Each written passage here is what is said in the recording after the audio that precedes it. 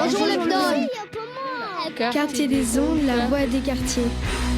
Quartier des ondes. Quartier des ondes. Radio Quartier des ondes, la radio du Blône. Quartier des ondes, la voix du quartier. Bonjour à toutes, bonjour à tous. Nous nous retrouvons aujourd'hui pour cet nouvel épisode de Saveurs des quartiers avec aujourd'hui un nouveau format, le fromage qui fait débat. Il sera question dans notre émission d'un fromage au lait de brebis qui existe depuis avant Jésus-Christ, pour vous dire, ça fait très très longtemps, mais que tout le monde aime aujourd'hui et que tout le monde a dans son frigo. Il sera question de la place des femmes dans les cuisines du monde entier et de recettes indiennes et orientales. Un programme culinaire et spirituel alléchant, n'est-ce pas les filles ? Et oui, j'ai deux femmes autour de moi sur ce plateau et pour ce faire, bonjour Céline. Bonjour. Tu vas bien ? Très bien, merci. Tu es amatrice de cuisine et de lecture et c'est pour ça que Quartier des Ondes te convie aujourd'hui sur ce plateau pour parler cuisine. Est-ce que tu te sens bien dans notre logette ? Oui, tout à fait, merci. Ça va, t'es bien installée ? Impeccable. On a aussi Esther qui va être notre future chroniqueuse. Bonjour Esther. Salut. Est-ce que tu te sens bien dans notre logette ? Oui, c'est parfait. Je suis très contente d'être là. Ça sent pas trop le fromage ? Pas encore. Pour commencer, nous n'allons pas parler fromage. Et non, pas encore, effectivement. Nous allons partir dans des contrées lointaines, très très loin de nos fromages affinés. Oui, alors Élise, je vais vous présenter 2 livres aujourd'hui qui ont pour point commun d'avoir été écrits par des femmes et qui mettent la nourriture à l'honneur puisqu'ils contiennent de véritables recettes. Alors, ce qui m'a frappée, c'est qu'ils parlent tous les deux de la condition des femmes dans des sociétés inégalitaires, l'une iranienne et l'autre indienne, mais que la gastronomie est un moyen pour elles d'expression, de liberté et d'apaisement des conflits. Est-ce que vous-même, vous aimez faire la cuisine ? Ah oui, absolument. Moi aussi. Et vous, Esther ? J'adore. Bon. On a des cuisinières autour du plateau. Oui. Voilà pourquoi j'ai choisi ces livres. Donc, le premier roman s'appelle « Une soupe à la grenade » de l'autrice iranienne Marsha Mehran. Il est paru dans sa traduction française l'année dernière, mais il a été écrit initialement en 2005. L'autre livre, « La colère des aubergines » de l'autrice indienne Bulbul Sharma, a été écrit en 1997. Ils sont donc à peu près de la même époque et ont été édités tous deux en français par les éditions Piquet. Je vous propose de commencer par présenter « Une soupe à la grenade » de Marsha Mehran. Donc, c'est un roman qui met la cuisine iranienne à l'honneur. C'est l'histoire de 3 jeunes sœurs qui ouvrent un restaurant, le Babylon Café, dans un petit village de la côte irlandaise, après avoir fui la révolution islamique en Iran. Nous sommes au début des années 80. L'accueil des 3 étrangères par les habitants de cette campagne pluvieuse n'est pas évident au début, mais le talent culinaire de l'aînée des sœurs, Marjane, va bientôt emporter l'adhésion de la population. Le charme oriental de Leila, la cadette, fait se retourner les jeunes Irlandais. Quant à la 3e, Bahar, elle essaye de se remettre de la violence du fondamentalisme religieux auquel elles ont échappé. Le roman alterne ainsi les instants lumineux dans les vapeurs de la cardamome et de l'amande du Babylon Café et les souvenirs douloureux du pays d'origine. Dans l'extrait que je vais lire, Marjane vient d'accueillir dans le restaurant le prêtre du village, le père Mahoni, et elle lui explique comment manger le ragoût d'agneau appelé labgousht. Ah, parce qu'il y a une technique pour manger le labgousht. Apparemment. Donc, On va découvrir ça. Je te laisse prendre ton livre. Le temps que tu te prépares, je nous mets une petite pause musicale.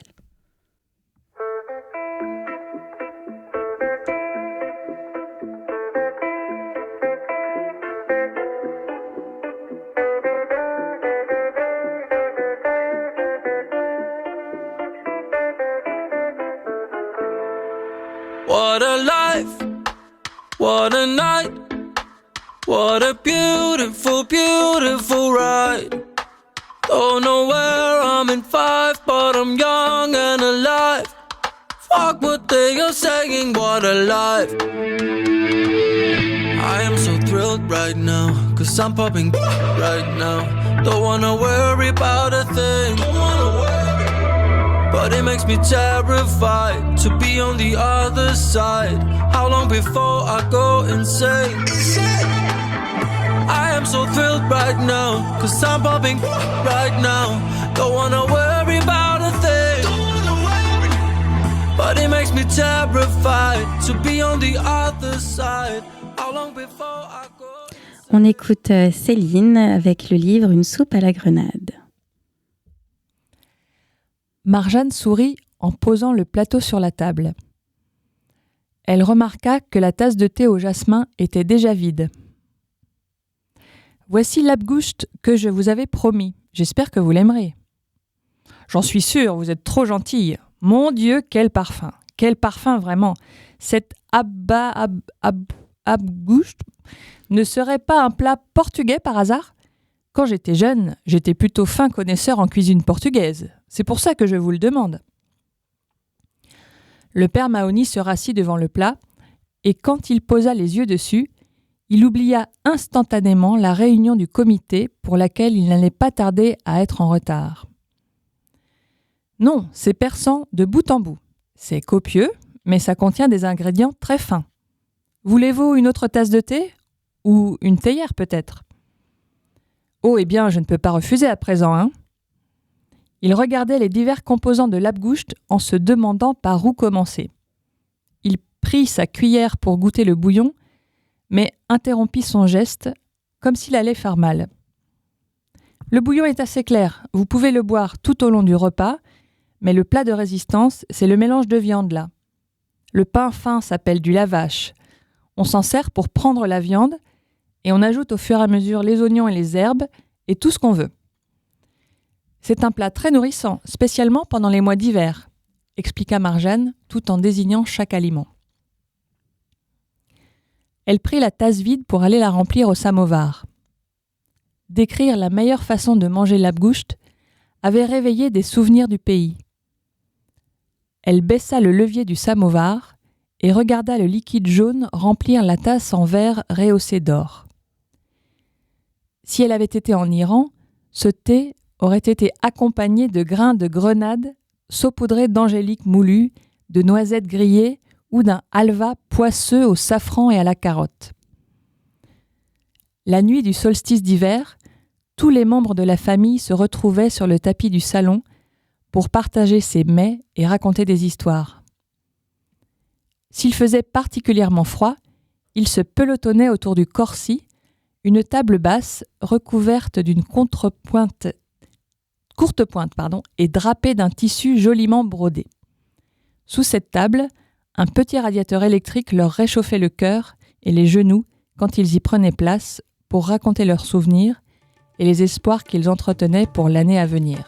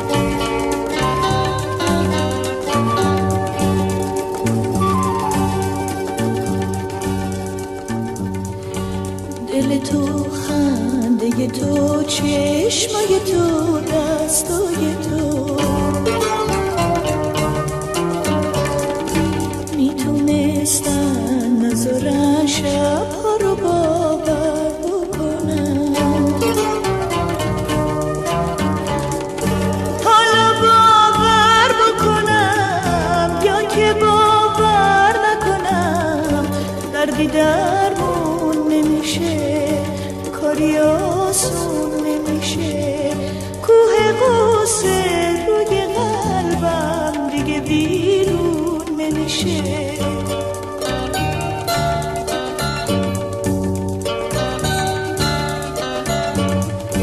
میتونست چشمای تو شب رو روشن بکنه نذاره غم توی دل اینقدر شیون بکنه توی دل هیچ میدونی غم داره آواز میخونه اینو من میدونم و این شب تاریک میدونه توی دل هیچ میدونی غم داره آواز میخونه اینو من میدونم و این شب تاریک میدونه توی دل هیچ میدونی غم داره آواز میخونه اینو من میدونم Ça donne faim.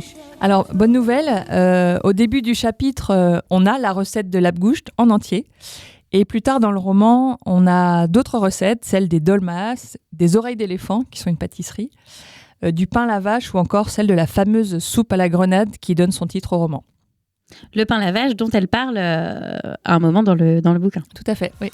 On continue notre lecture culinaire en compagnie de Céline et on s'envole vers l'Inde.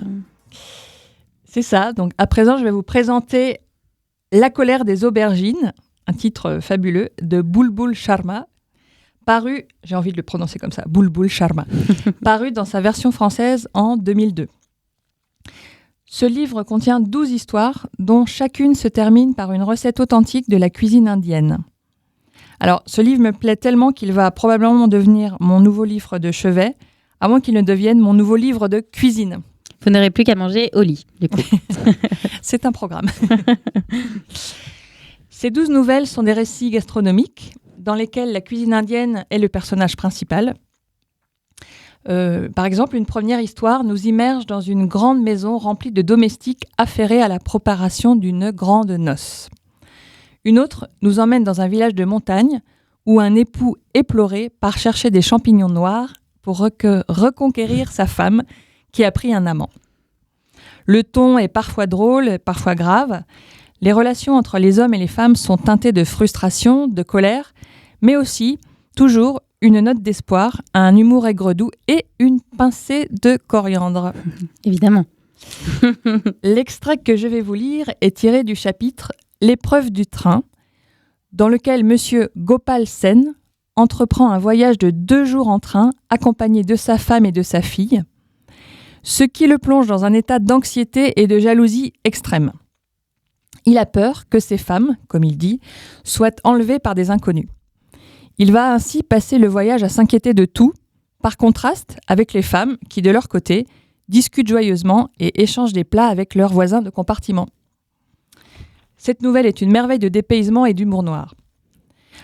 Au moment où je prends le récit, la mère de Gopal, qui s'appelle Sita Sen, vient de croiser une vieille amie, Joya.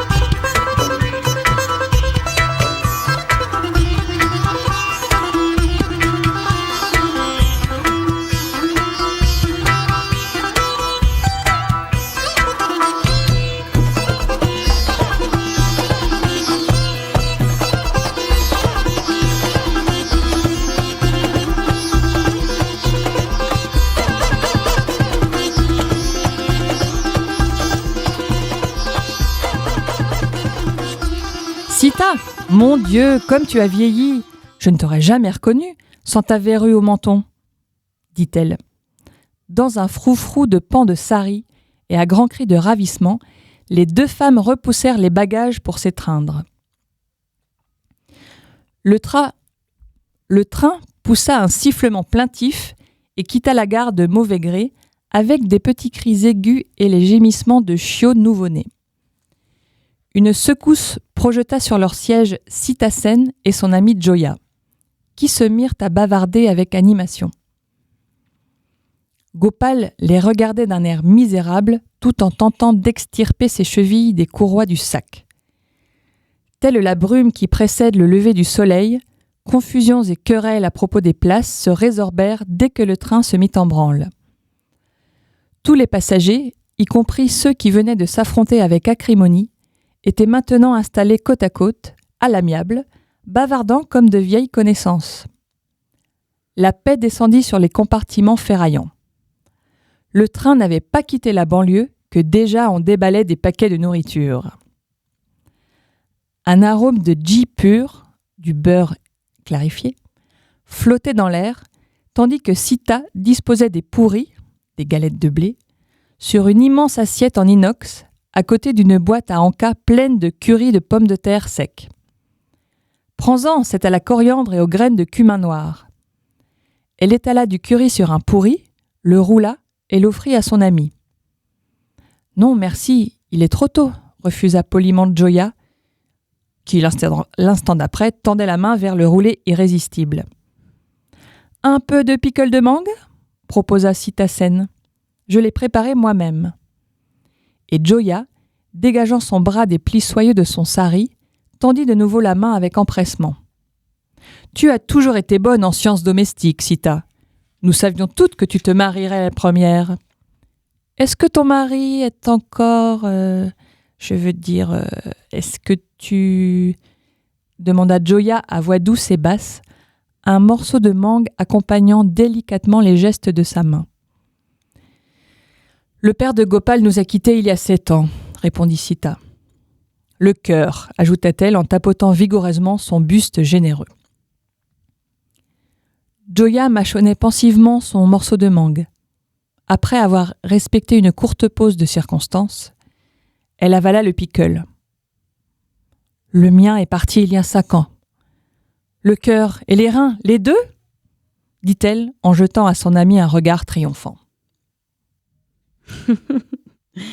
C'est marrant parce que j'ai des images là de mangue, de sari, de couleurs. C'est intriguant la cuisine. La pomme de terre sec. Le curry de pommes de terre sec. Oui, oui. On a vraiment envie de découvrir ce que c'est. Et tout ça en traversant des paysages de l'Inde champêtres. Enfin, c'est magnifique de couleurs et d'évocations. Et est-ce qu'il y a d'autres recettes sympathiques dans ce livre ? Alors oui, il y a une dizaine de recettes dont je peux te donner quelques titres pour te faire saliver. Dessert au pois de soja, friture de champignons et de lentilles germées, gâteau de carottes, etc., etc.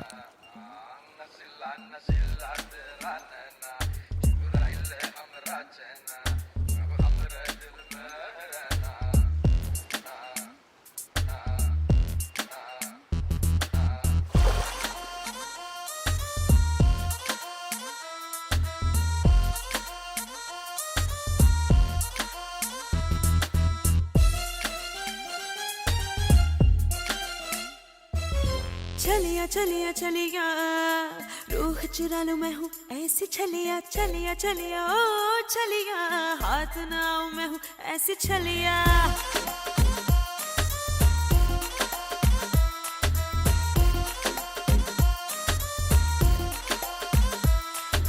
चलिया चलिया चलिया रूह चुरा लूं मैं हूँ ऐसी चलिया चलिया चलिया ओ चलिया हाथ ना आऊं मैं हूँ ऐसी चलिया लहर हूँ धूप सहर हूँ पाक महर हूँ बच के जाएगा कहाँ ना लड़ा तू अख न लड़ा Don't look at me like that माही ना लड़ा तू अख न लड़ा Don't look at me like that boy ना लड़ा तू अख न लड़ा Don't look at me like that माही ना लड़ा तू अख न लड़ा Don't look at me like that boy चलिया चलिया चलिया रूह चुरा लूं मैं हूँ ऐसी चलिया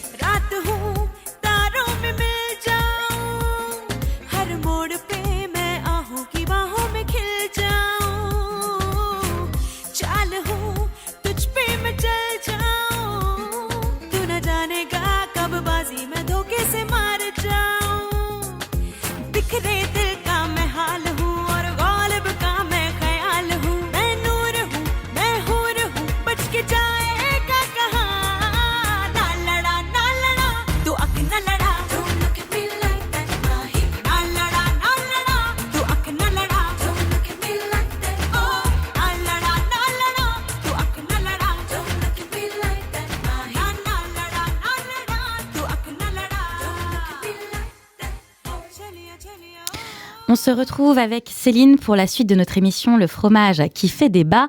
Vous êtes sur Quartier des Ondes. Et oui, ça sent un petit peu le fromage dans notre studio. Et Olivier, notre chroniqueur de Flashouille, nous a rejoint. Ça va, Olivier ? Super.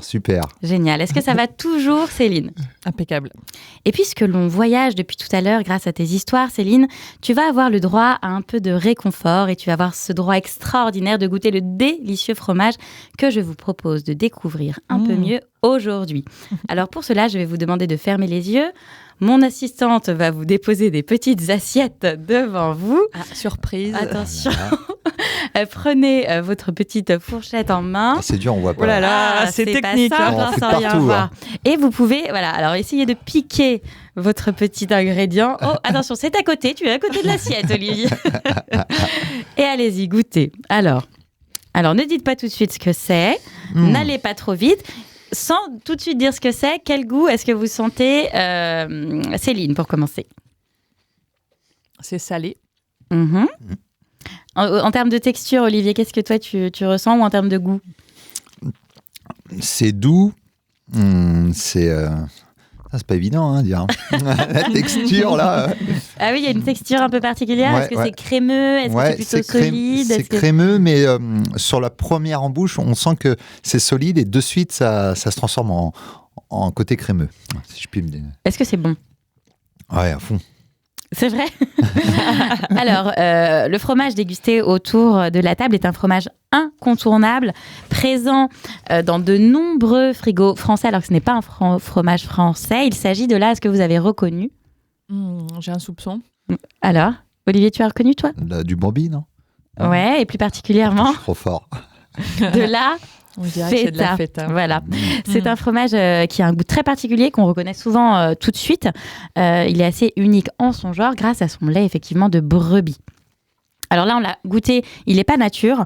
Je l'ai mis avec des petites tomates et de l'huile d'olive, qui quand même, tout de suite, ça le met en valeur, quoi, très simplement.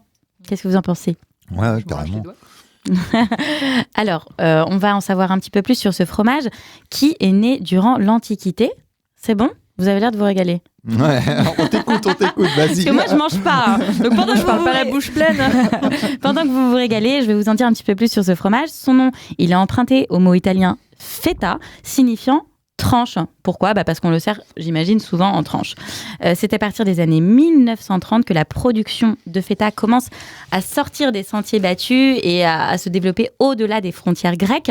La France, aujourd'hui, elle en produit ainsi près de plus. Je recommence ma phrase. Excusez-moi, je vous vois manger, ça me donne envie.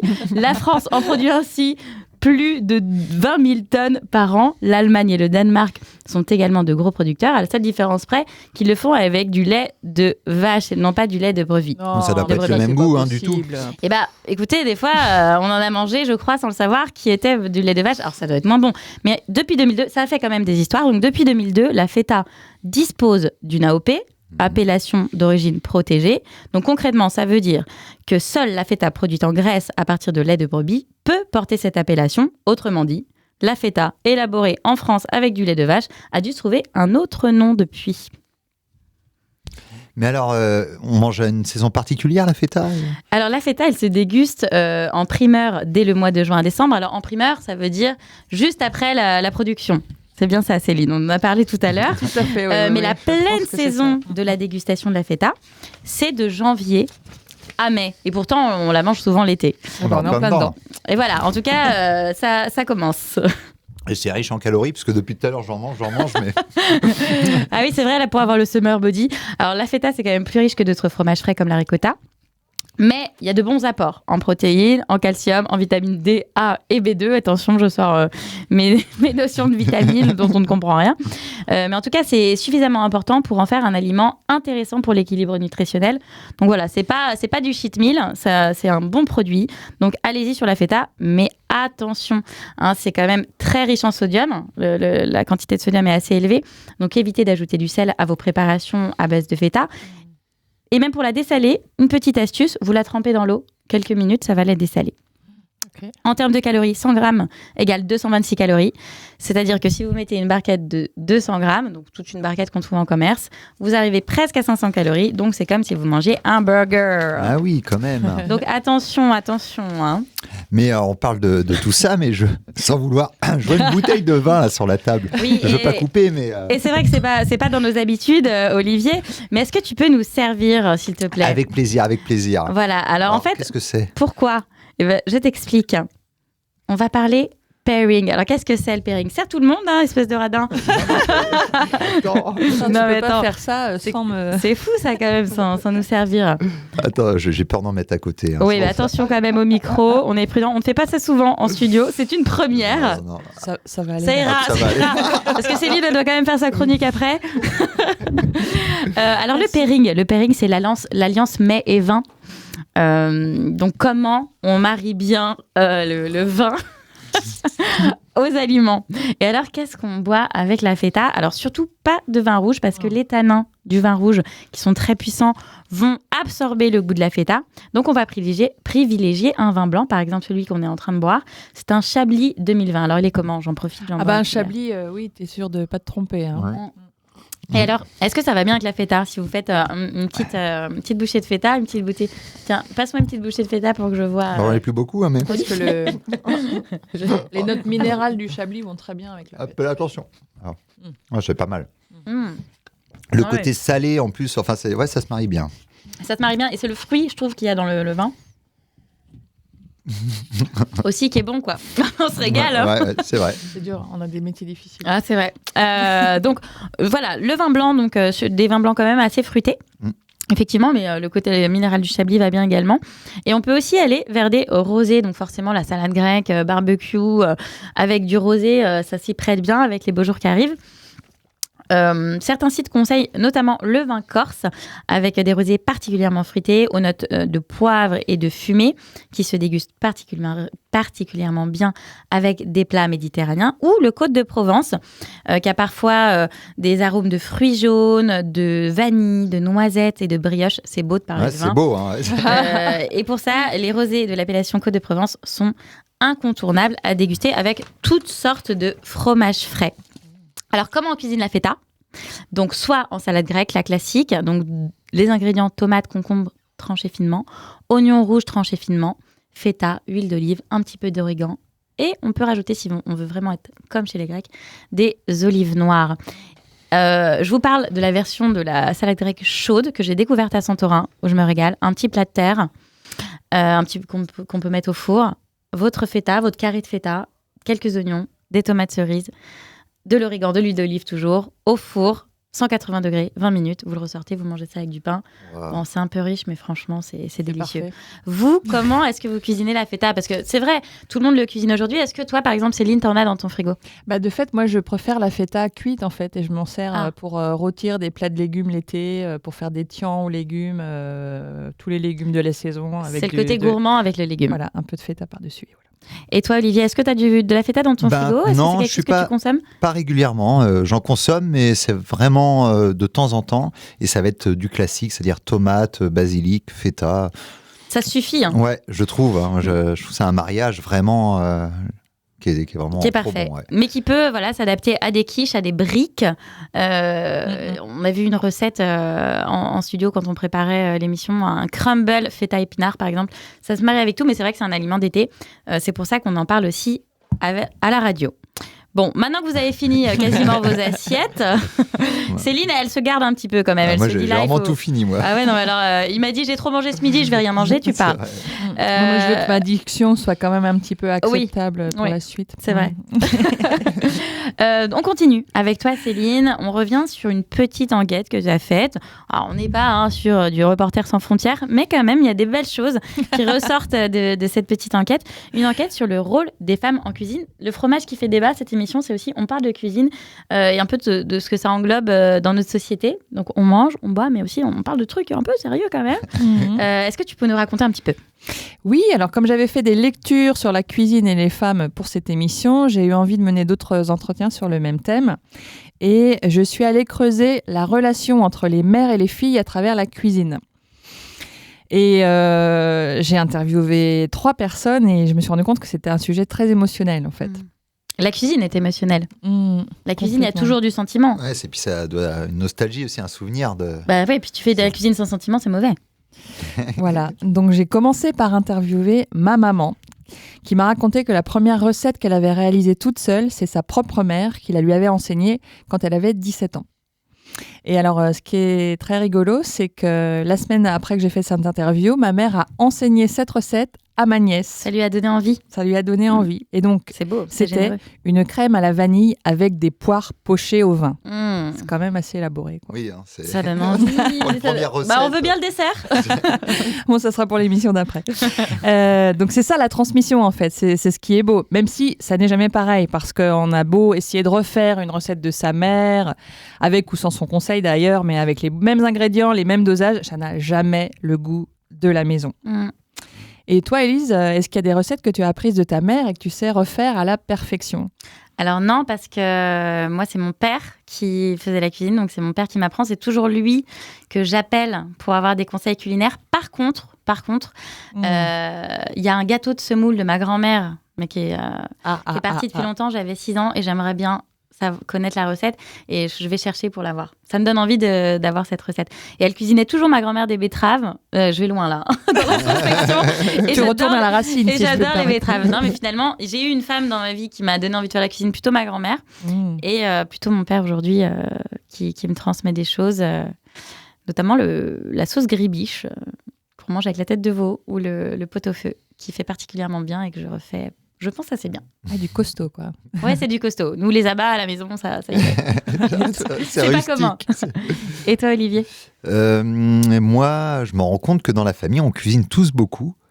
Mon père ne cuisinait pas beaucoup, mais ma mère énormément. Il savait apprécier.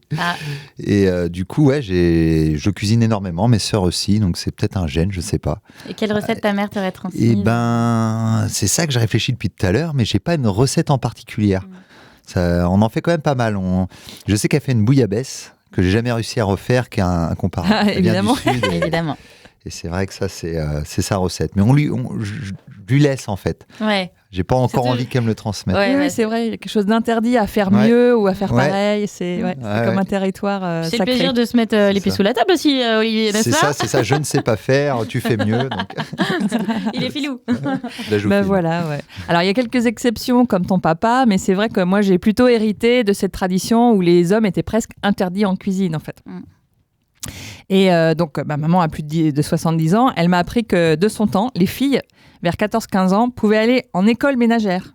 C'était une filière, quoi. Pour apprendre tous les gestes de la parfaite mère au foyer. Entretien du linge, cuisine, couture. Il faut amener les hommes maintenant là-bas. Voilà, et je me suis renseignée. Donc, l'enseignement ménager était une matière à l'école, enseignée exclusivement aux filles. Ah, c'est Et dommage. quand même, elle a disparu du programme du bac en 1984 seulement. Ah ouais. Ouais. Waouh. Alors, je me demande, on leur enseignait quoi aux garçons pendant que aux Ouais. filles, on leur enseignait Bah, réparer des voitures. Ouais, c'est évidemment. ça. À conduire. Je ne sais pas, mais c'est vrai qu'on arrive quand même de loin. Ah ouais, c'est clair. Ah, c'est récent. Donc, pour illustrer un petit peu cette question et voir si on a évolué depuis, j'ai mené 3 entretiens auprès de 3 femmes que je vais vous faire écouter, dans lesquels, à chaque fois, les femmes me parlent du partage des rôles dans leur famille. Tout d'abord, je vous présente ma mère, Odile. Donc, elle est femme de vigneron, ça veut dire qu'elle aussi, elle travaillait sur l'exploitation. Hein, elle était vraiment, elle était occupée, quoi. Mais pour elle, comme pour toutes les femmes de ces générations, il était évident que la cuisine était sa place. La chance qu'elle a eue, c'est qu'elle a aimé ça et que c'est devenu une passion, en fait. Et c'est une cuisinière hors pair qui continue à se former, à expérimenter de nouvelles recettes. Elle est très créative, elle m'épate. La cuisine, c'est son domaine. Donc, le partage des rôles dans son couple lui convient finalement assez bien. C'est ce qu'on va entendre maintenant. Je m'appelle Odile. J'ai 77 ans et je suis retraitée. Il a fallu que je prépare moi-même, que j'équilibre, que j'essaie de trouver des idées de menus et que je les prépare, bien sûr, en fonction évidemment aussi des cueillettes au jardin, des saisons. Voilà. C'est-à-dire que la première grosse épreuve, ça a été la période des vendanges où il fallait cuisiner pour un groupe de d'une dizaine de personnes. Voilà. Et est-ce que ton mari, il fait aussi la cuisine ? Non, non, c'est pas... non, c'est pas vraiment... non, je pense pas qu'il soit... Il y a plein de choses qu'il aime faire, mais la cuisine, je ne sais pas, je pense pas. Puis bon, c'est vrai que ça me manquerait de ne pas faire de cuisine.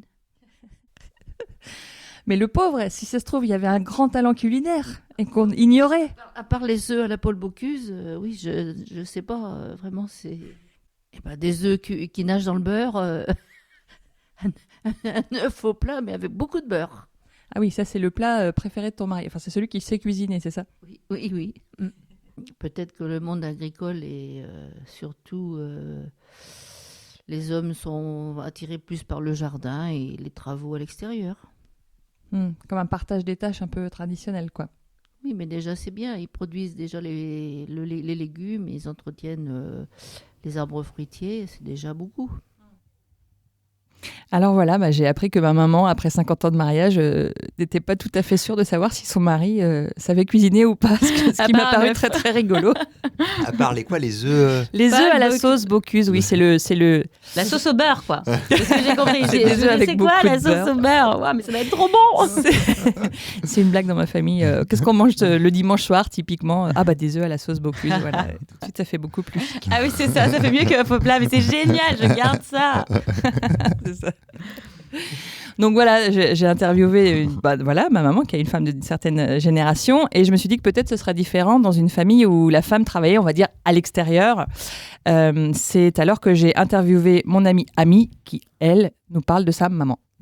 Ma mère, c'est celle qui a toujours cuisiné à la maison. Elle faisait tous les repas alors qu'elle travaillait. Mes parents ont monté leur entreprise ensemble. Ils étaient tous les deux co-gérants. Donc ils bossaient au même rythme, tous les jours, beaucoup. Et c'était elle qui faisait les repas du midi et du soir, tout le temps. Mon père disait, mais de toute façon, moi, je sais même pas cuire un œuf.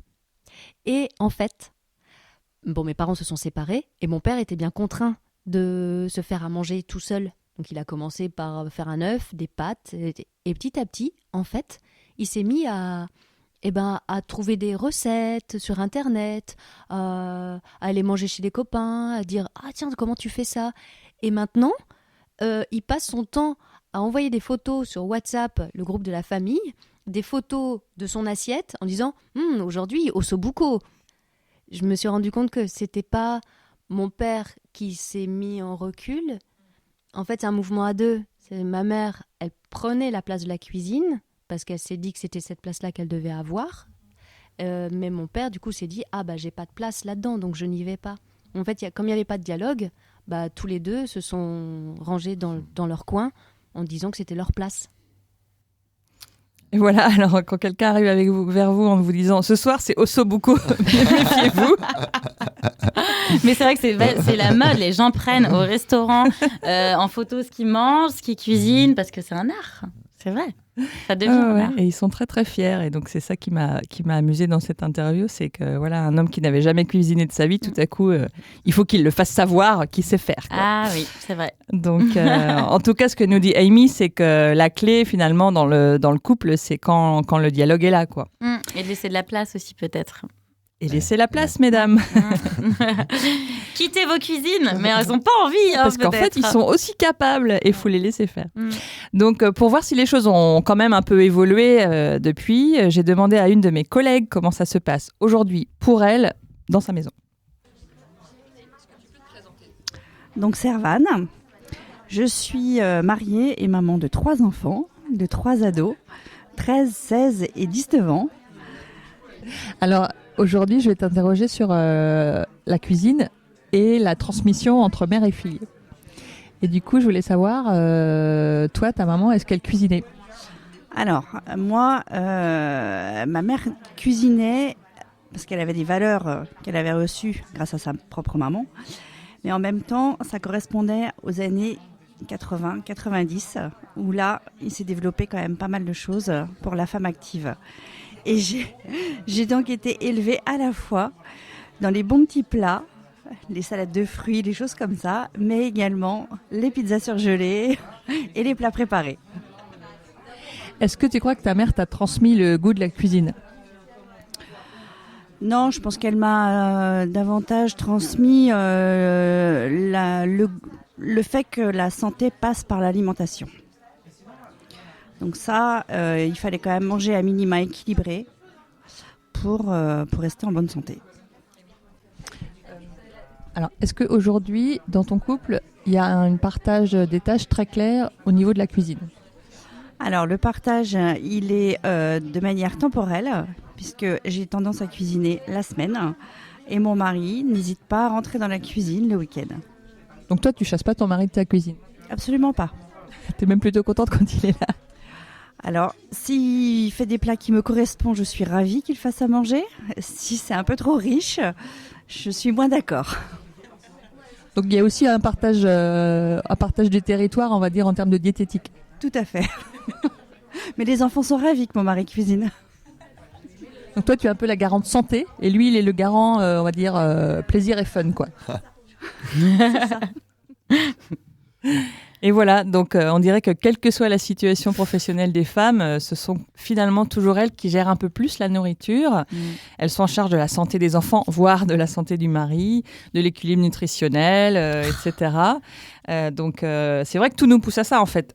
On a le regard esthétique sur le corps des femmes. Ah bah ça c'est sûr. Déjà, l'organisation du travail, les stéréotypes. Enfin, on va pas refaire le débat, mais on voit bien que c'est un symbole en fait la cuisine de ce qui se passe autrement dans les couples hétérosexuels évidemment. Mais bon, moi j'ai envie de dire, faudrait interviewer les autres couples. Ouais. Moi j'ai envie de dire, laissons les hommes s'exprimer en cuisine finalement, puisqu'ils vont avoir du plaisir, n'est-ce pas, au sobuco, entre autres. Et pour ma part, un homme qui cuisine, je trouve ça plutôt sexy. Je crois qu'Olivier a dit qu'il cuisinait. À fond. On est en train de faire du Tinder. Je suis cuisineur professionnel. Élise est en train de faire du pairing. Voilà, tout à fait. Je fais du pairing love. Je propose qu'on trinque à cette belle émission. Je suis obligée de me resservir. Vous pouvez, alors resserre tout le monde, vous pouvez retrouver cette émission Saveurs des quartiers dans la rubrique podcast. Quant à nous, on se retrouve très bientôt avec Céline, je l'espère, et Olivier. On pourra te réinviter avec plaisir pour un autre fromage qui fait débat. Merci à vous deux. Avec plaisir, salut.